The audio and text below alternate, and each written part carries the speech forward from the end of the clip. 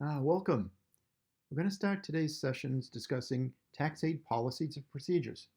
And later, we'll discuss the intake interview and quality review processes, which are critical steps in the tax preparation process. And sure, some of you are thinking, oh no, please, not another presentation on stuff we all know by now. But allow me a moment to explain why this is important. Here's what the IRS tells us our tax return accuracy is. It's based on a yearly review it conducted. Overall means these numbers include Tax-Aide and VITA sites. So for the 2023 filing season, we achieved 97.3% accuracy rate. The prior filing season, it was 96.43, so we improved by 0.7%. We prepared over and almost close to 2.5 million federal returns. The prior year, it was 2.1, so we've increased 16.4%. It's basically recovering from the pandemic. We prepared over 1.7 million state returns. That's up 17.4% from the year before. And we achieved an 98.7% electronic filing rate. We went down slightly in that regard. The year before, we were at 99.2%. So here are the numbers for just Tax-Aide. We had a 97.04% accuracy rate. This number is based on on-site reviews where the IRS conducted what it calls quality statistical samples, or QSS. Out of 135 returns, they looked at 4 were incorrect. Now, 97% sounds pretty good, right? But we filed over 1 million returns last year, which means that probably 30,000 of our returns were not accurate. So a small difference in accuracy can have a big impact when we look at the overall number. Now, note 2 things in this slide. The IRS was concerned about accuracy, which is the first main bullet, and adherence to the quality site requirements, which is the second main bullet. Now, I wanted to see if things have really been improving, so I looked at the numbers for 2017. The accuracy rate that year was 92.79%, and the total number of returns was 3.5 million. That means there may have been over 250,000 inaccurate returns filed that year, so we're doing a lot better. And let's hope we continue that trend. So what errors did they see? Well, at one Tax-Aide site, they found incorrect withholding entered on the W-2 input form, and the site used prior year simplified worksheet. At another site, they missed a residential clean energy credit. A box was checked in the intake form, but neither the tax counselor who generated the return nor the quality reviewer who reviewed the return asked the taxpayer about it. And same as Site 1, they also found what is one of the most common errors, the incorrect entry of federal tax withholding from a tax form. That's why we always emphasize rechecking tax form entries before saving any forms. We'll discuss ways to improve accuracy in the next presentation on intake and interview and quality review. So going back to where we started this presentation and asking again, why are we discussing this subject? Well, the IRS saw that some of the basic processes we should be following were not being implemented. Intake booklets are not being completed. In some cases, sites were using prior year intake booklets or no booklets at all. Taxpayers were not being asked about items they were not sure about, and volunteers are not taking notes to capture any changes or additions that may have been necessary based on conversations with the taxpayers. At the end of the tax return, the intake booklet should match the return. So the IRS found there's a direct correlation between the proper use of Form 13614C, the intake booklet, and the preparation of an accurate tax return, which is important because our mission statement is the service we provide to the taxpayer is an accurate tax return. We also provide a free return, but our real service is in providing taxpayers with accurate returns, which hopefully result in satisfied taxpayers.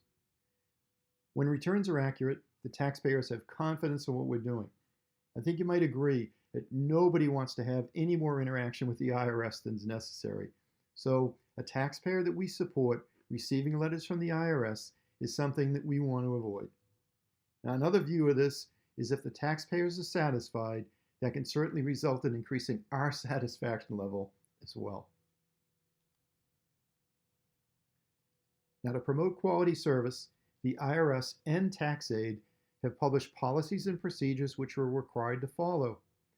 The IRS requires adherence to the volunteer standards of conduct, which can be found in publication 4961 and also on Form 13615 that we sign, and the quality site requirements as documented in publication 5166. That's the volunteer quality site requirements. Now, the Tax-Aide policy and procedures are contained in the Tax-Aide Policies and Procedures Manual. So we'll explore standards of professionalism, taxpayer information and responsibilities, and incident reporting in just a bit. But first, let's take a closer look at the IRS Policy and Procedures Guidance. As I mentioned in the prior slide, the volunteer standards of conduct can be found on IRS Form 13615, which we all agree to support by signing the document as part of the formal certification process. To ensure it's current, this picture is actually copied from the top of my Form 13615. Now note, the first standard of conduct requires volunteers to follow all quality site requirements. And here are the quality site requirements. Their purpose is to ensure the quality and accuracy of tax return preparation and consistent site operation. We're going to go through these quickly. Certification. You should be well aware by now that certification of all of our volunteers is required. IRS tests are accessed online via the Link and Learn website. I guess I'll use the new Link and Learn website. The tests are also available in hard copy in IRS Form 6744 as a tool to prepare for certification. Now, Tax-Aide training courses are made available on the AARP portal. Now, intake, interview, and quality review process. Certified volunteers must complete the entire intake, interview, and quality review process when preparing tax returns. Now, to promote accuracy, this process must include multiple interviews with the taxpayer. At a minimum, that means the tax counselor as well as the quality reviewer. If there's a client facilitator, they're also interviewing taxpayers, but never on issues dealing with tax law. Now, a completed intake booklet is required prior to beginning a tax return. Every site must use a complete quality review process confirming the tax law is correctly applied and the tax return is free from error and based on the taxpayer interviews and the available supporting documents. The quality reviewers will use the completed 13614C form, that's the intake booklet, and verify all items listed in a quality review checklist. Taxpayer identification. Verify the identity of every taxpayer and spouse if married filing jointly using a photo ID. Now confirm Social Security numbers and individual taxpayer identification numbers. There are no exceptions, with the exception that a local, site, or shift coordinator can approve if the taxpayer or taxpayers are known to the site, which means they're returning taxpayer or a neighbor or friend to one of the volunteers. A hint, you might want to remember this while taking the intake interview and quality review examination. Reference materials. All sites must have, in paper or electronic form, reference materials available for use by volunteers. I'll not discuss specific requirements here. All of our tax counselors will have the necessary reference documents or links to the documents on the Chromebooks provided by Tax-Aide. Remember, documents such as the NTTC version of the publication 4012 that we use during tax season may be revised during tax season. So it's always a best practice to use the online updated version and only the NTTC version, never during tax season, the IRS version. Volunteer agreement. Annually, all volunteers must complete the Volunteer Standards of Conduct certification and sign and date Form 13615, the Volunteer Standards of Conduct Agreement. The volunteer's approving official, usually your coordinator, must also certify Form 13615 by signing and dating. Timely filing of tax returns. So we must have a process in place to ensure that every tax return is electronically filed in a timely manner or delivered to the taxpayer for filing if paper filing is required. For e-file, meaning electronically filed tax returns, the taxpayer and spouse, if married filing jointly, must sign Form 8879, which is the IRS e-file signature authorization. Tax-Aide direction is that the return must be electronically filed within 24 hours. At our site, we submit returns as soon as the taxpayer or taxpayers for a joint return have signed the Form 8879. Civil rights. Title VI of the Civil Rights Act of 1964 information must be available to all taxpayers who seek services at all Tax-Aide sites. So taxpayers must have access to the civil rights information even if they do not have a tax return prepared. At our site, we post this information and all other required information on a large poster board in our reception area, along with the other documents required to be available to potential taxpayers. Correct site identification number. All tax returns prepared at Tax-Aide sites must include the correct site identification number, or SIDN. These are set by the local coordinators. They start with an S and contain 8 digits. Correct electronic filing identification number, or EFIN. All tax returns prepared by Tax-Aide sites must include the correct electronic filing identification number, which is a 6-digit number assigned by the government. Security. Sites must follow all security, privacy, and confidentiality guidelines as outlined in Publication 4299. Sites must have an annual security plan to safeguard taxpayer data, protect all computers with password, use hardwired internet connection or encrypted and password-protected wireless internet connections, secure computers, printers, and all equipment after site operating hours, and safeguard personal information at the site by safely storing and or properly disposing of the information. We must use Tax-Aide approved shredders to destroy any unnecessary printed information. The site security plans are documented on IRS Form 15272. Okay, we just covered 2 key components of the Tax-Aide program. First, the standards of conduct, which are fairly easy to understand, right? So don't accept tips. Except cakes and cookies, of course. And second, we covered the quality site requirements. These provide guidance from the IRS on how we act, which is our conduct, and how we operate. I mentioned IRS audits earlier. From time to time, the IRS will conduct audits of selected Tax-Aide sites to ensure we're complying with policy and implementing proper processes. So the errors the IRS found at sites that were mentioned earlier in this presentation were discovered during several of these audits. I'm saying this especially for the benefit of any new local site and shift coordinators. If you're audited, the audit will focus on the quality site requirements. Make sure your volunteers are certified, they're wearing their name tags at all times while volunteering, and there are at least 2 counselors on site at all times when tax returns are being prepared. By the way, if the IRS should drop in to perform an audit, they're only allowed to review returns with taxpayer approval. In addition to policy from the IRS, the Tax-Aide program publishes a policy and procedures manual that outlines the policies and procedural information necessary for each of us to perform our volunteer roles as members of the Tax-Aide team. The manual takes priority in policy matters and takes precedence over all guides and handbooks. So all volunteers are responsible for following these policies and procedures, and leaders are responsible for enforcing them. Listed is a summary of the major subjects covered in this document. Every year, Tax-Aide volunteers are required to complete the policy and procedures training in the AARP portal that covers most of the topics contained in the policy and procedures manual.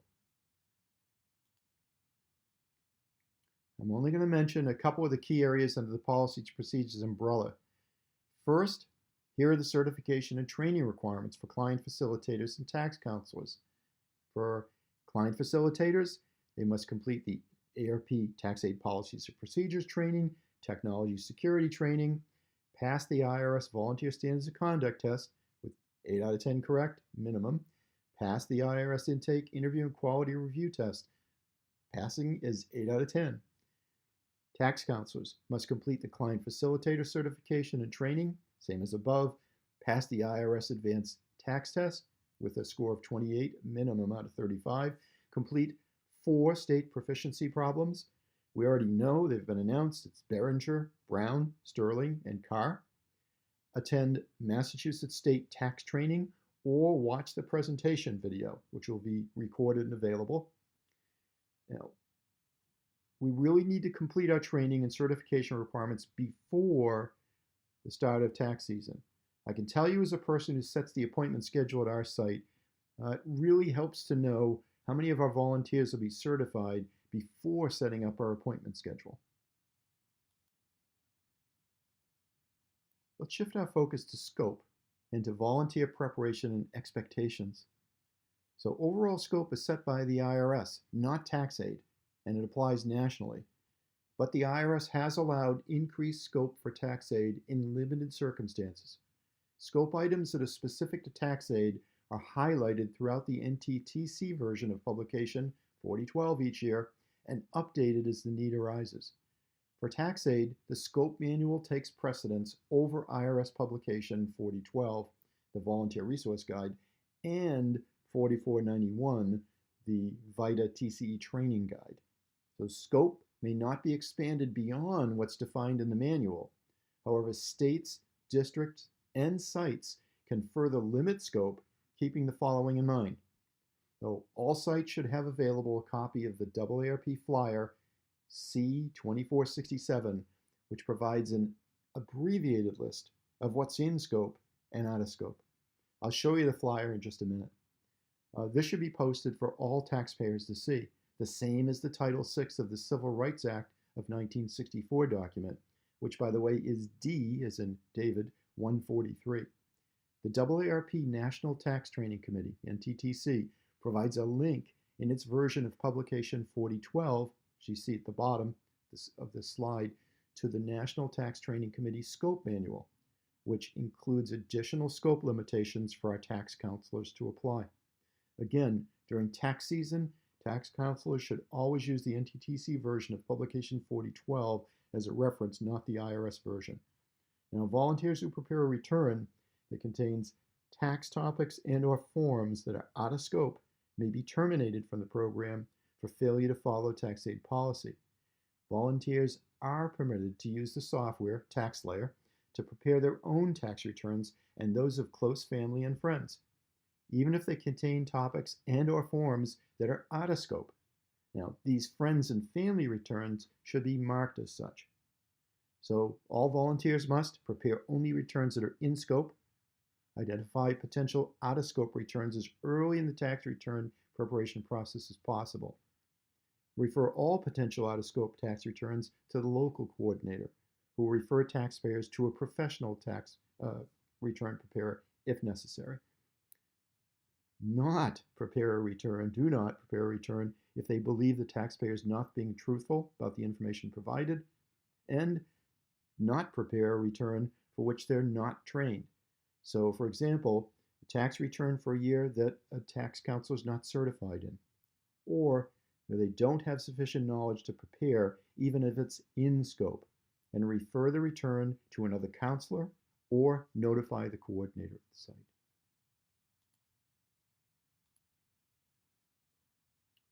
I wanted everyone to see the Tax-Aide abbreviated scope document that should be displayed at all sites. Sites should also have an additional copy or two to show taxpayers if needed. So if you're sitting with the taxpayers, you can hand a plasticized copy to them to read, or you can make paper copies and hand them out when needed. Note the section that specifies, down the lower right, other tax situations specific to this state or site is listed. These are sites that may not want to, let's say, generate any returns that include self-employment expenses. This is up to the site coordinator. Now, if you do decide to add any out-of-scope restrictions at your site, be aware that Tax-Aide requires that, number one, scope restriction policies must apply to all taxpayers who come to the site.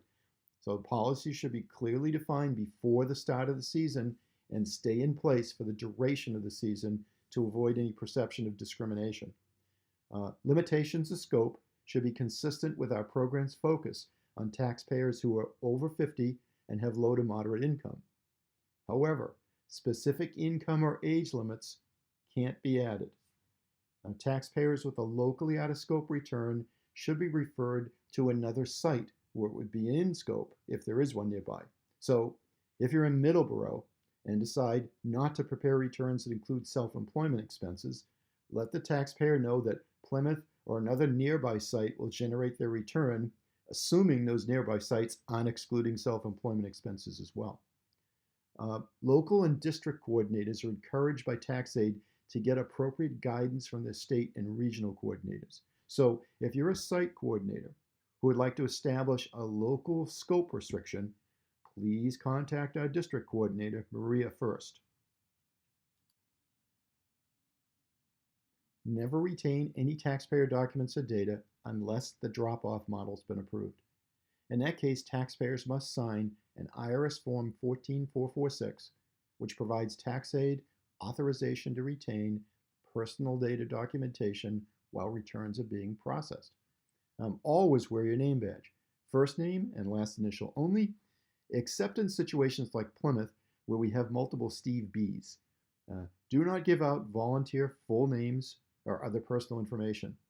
And a special note to remember, if you need to contact a taxpayer, do not use your personal phone. Each site is authorized a Google Voice account that provides a single number you can provide taxpayers to call if they need to reach any site volunteers, and that number can be used by site volunteers for all calls made to taxpayers when needed. Of course, if the site offers to let you use their phone service, that's a good option as well. But using your personal phone can, and I can guarantee, will result in unwanted calls from taxpayers to your personal phone number. Now, incident reports are submitted by the local coordinator. In addition to data, theft of equipment requires the submission of an incident report immediately or by next day at the latest. But we are also required to report theft of equipment to the local police. For anything that seems odd or just doesn't feel right to you, alert your local coordinator. We'll look at incident reporting in a little more detail in just a bit. So just to go through the slide, for in-person, we don't retain any taxpayer data. Always wear name identification badge, first name and last initial. Keep confidential the personal information about other volunteers.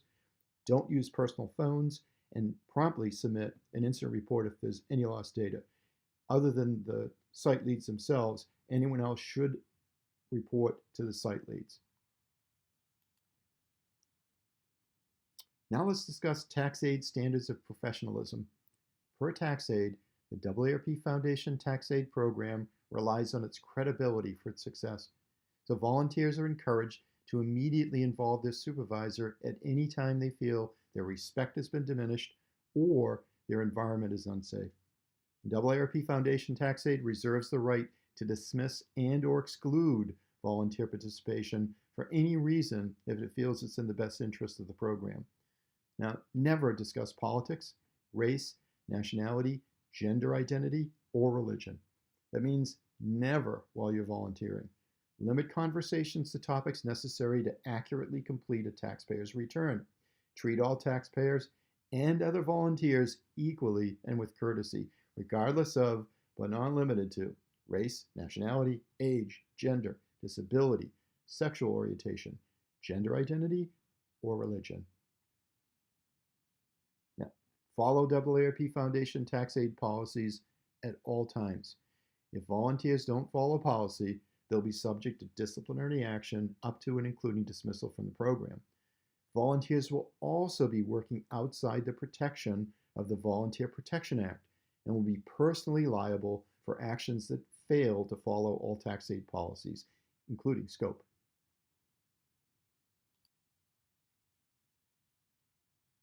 Do not discuss taxpayer information with anyone who doesn't have a need to know.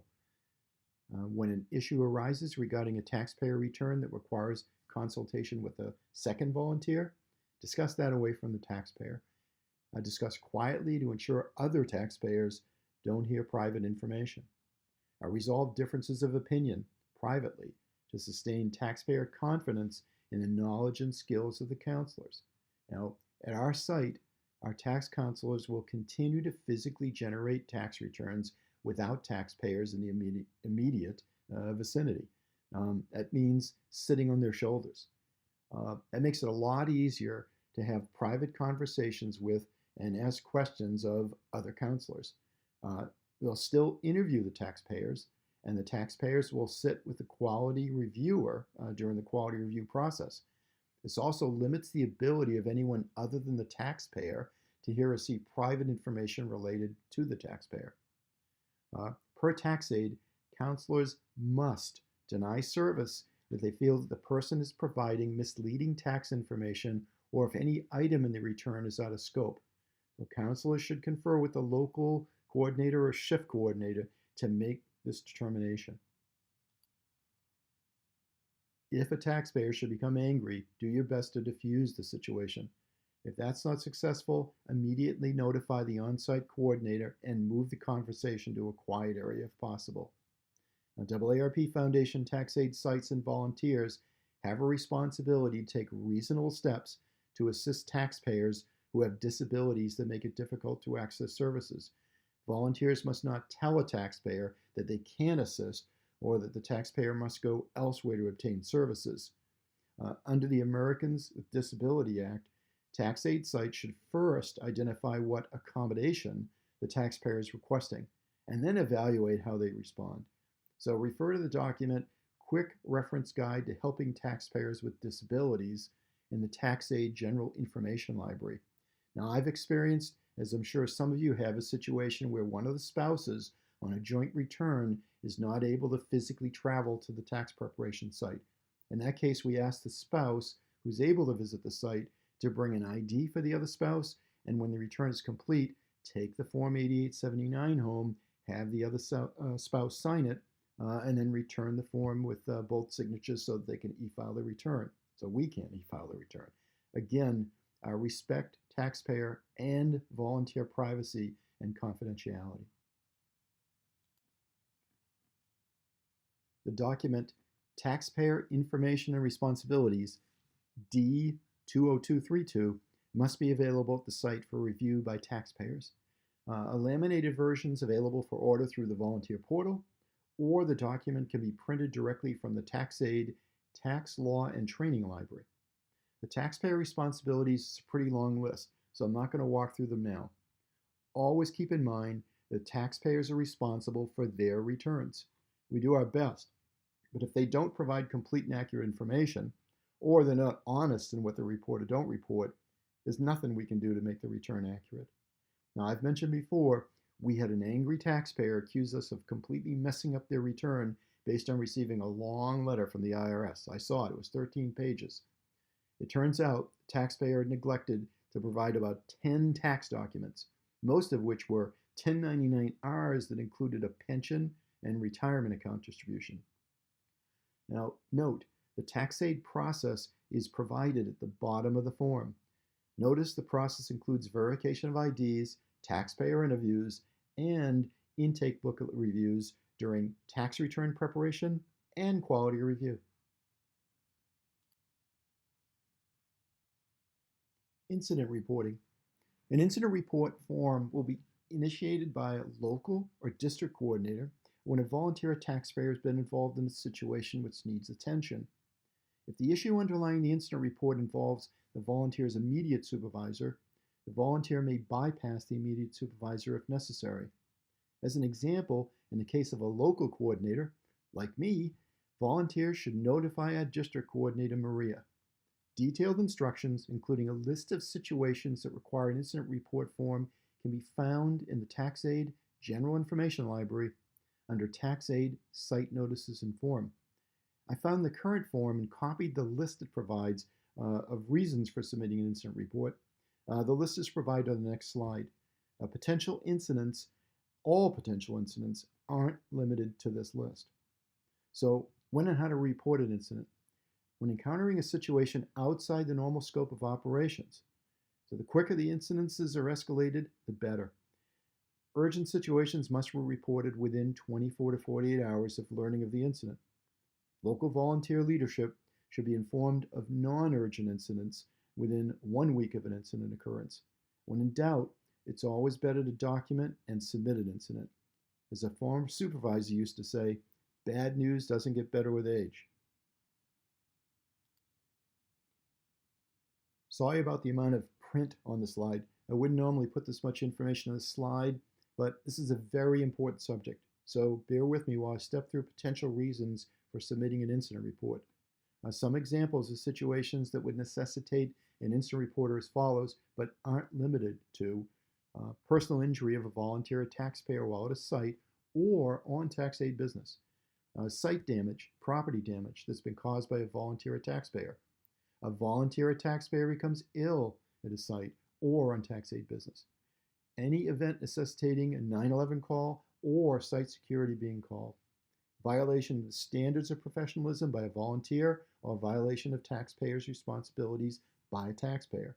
A volunteer is arrested, charged with a crime, and or convicted of a crime. Volunteer or taxpayer is alleged to have improperly touched or sexually harassed a taxpayer or another volunteer. A volunteer is accused of engaging in or engages in inappropriate fiscal conduct. So they solicit business from taxpayers, accept money for tax preparation services, or use information obtained from a taxpayer for personal gain or criminal activity, or knowingly prepares an incorrect return for a taxpayer. Now, a taxpayer or volunteer has made a formal complaint, a significant tax return error has occurred, a volunteer or taxpayer indicates they plan to contact a lawyer, the media, or AARP regarding an issue. It's determined that sensitive data or equipment may be lost or compromised. Now, this is not a total list of situations that require an incident report to be submitted. When in doubt, make the situation known to the local coordinator. Volunteer leadership will need to gather all relevant information and documents, as testimonials, police reports, emails, etc., and create an incident report to send to their respective leadership up to the national office. The incident report form can be found in the AARP portal library. Please note, if there are delays in obtaining the additional documentation, it's preferred to send along the incident report separately as to not delay notification of the situation. As an example, in my first year as a local coordinator, one of our taxpayers tripped within the senior center facility and had a nasty fall. EMTs were called and the taxpayer was transported to the hospital.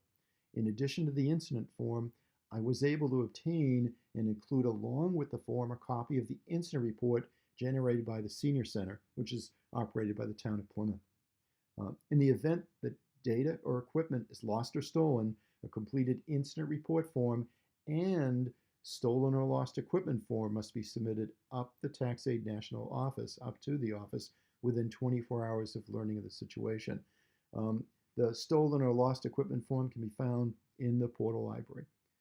As already mentioned, we're also required to report any theft to the local police department. Now, the local IRS spec office, the IRS office, must be notified within 24 hours of learning a computer used for the Tax-Aide program or data has become lost, damaged, or compromised. Okay, last subject to cover in this presentation, and this is very important. If taxpayers wish to have their refund direct deposited into their bank account or accounts, because we can send to as many as 3, or to have taxes due electronically withdrawn from their bank account via direct debit, and they must present proper proof of the bank's routing number and account number, or banks, plural. Normally this is done by the taxpayer presenting a bank check or other bank-issued document to the volunteer, with the exception of deposit slips, which are not acceptable. Do not accept a deposit slip as documentation. So taxpayers who do not have a check or other document providing the institution name, routing number, and account number should be encouraged to go to their bank to obtain a letter of account verification. If the taxpayer does not produce the required account verification, it's acceptable to put the non-verified account information on the return, provided that the counselor conducts the following steps. First, the tax counselor advises the taxpayer that without verification, the account information provided will be put on the return at their own risk. Now, they should be told that if the funds do not arrive in or are not taken from their account, there will be no way to trace or replace the funds. Next, have the taxpayer write their initials next to the account information on the printed return. The initials will serve as an indication that they've been warned the account information has not been verified in the event that the funds are misdirected as a result of the information provided by the taxpayer. Next, document steps 1 and 2 in a note on the return in TaxLayer, the tax preparation software. Now, counselors and quality reviewers should have the taxpayer review the account information on the printed return in the case of a direct deposit, or on the return summary page in the case of a direct debit, and initial it to confirm that the information is correct. Okay, just to summarize some of the main points in the presentation. First, ensure security, privacy, and confidentiality of taxpayer data and security of equipment. Obtain IRS certification by passing the intake, interview, and quality review test and the IRS Standards of Conduct test. That's for all volunteers. And the advanced tax test if you're a tax counselor. Follow key policies, for example, the Tax-Aide Standards of Professionalism and Incident Reporting, which can be found in the Tax-Aide Policies and Procedures Manual. Now, taxpayer interviews by a tax counselor and a quality reviewer are required, with 100% quality review performed by the second counselor. Have and implement a process for tracking all e-file returns through acceptance. Now, quality site requirement number 6, which we covered, calls for the timely filing of tax returns. But sites should also have a standard process for tracking all e-file returns through acceptance.